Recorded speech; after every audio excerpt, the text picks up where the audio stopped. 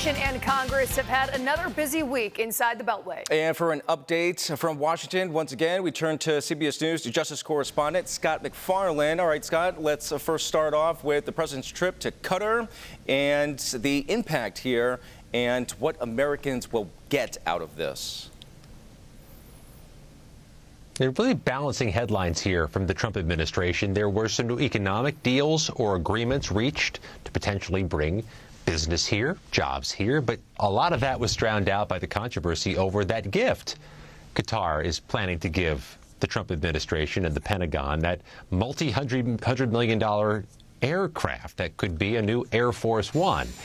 Local Senator Chuck Schumer has announced he is going to put a hold, slow down Trump administration nominees for confirmation pending a review of whether that jet gift is legal, constitutional, or violates the Emoluments Clause, which prohibits foreign countries from giving gifts to a U.S. government official. There's also now a letter from House Democrats saying that gift may actually cost U.S. taxpayers. What is their argument there?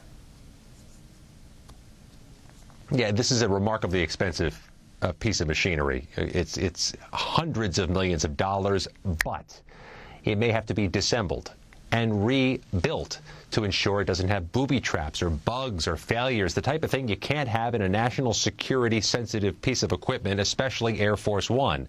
That could cost more than this thing is worth. That's one of the issues. But the president has said he'd be stupid not to take such an expensive gift. His critics, including New York Democrats, argue you don't get something for nothing. Qatar is going to want something in return, and that's problematic. What is the president's argument for actually accepting this jet? What are the issues currently with Air Force One?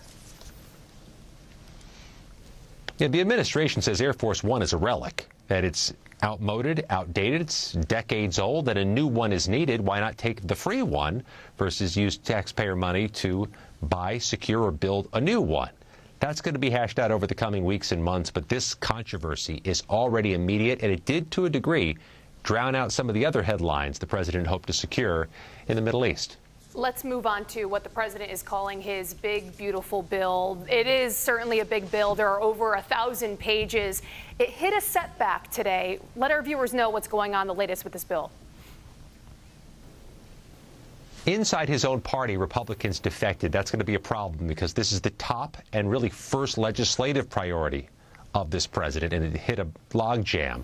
There's any number of things in the big, beautiful bill. It's going to be thousands, if not tens of thousands of pages to read. Two big takeaways. It extends tax cuts at the end of the year that a lot of people like, and a lot of people in our area have, but it also makes big cuts, potentially including Medicaid, which could cripple some regional hospitals, knock some doctors out of business, and for so many local people, make it hard for them to afford or get medical care.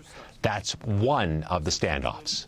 All right, CBS News Justice Correspondent Scott Macfarlane once again from Washington. Thank you for your time. Thank you.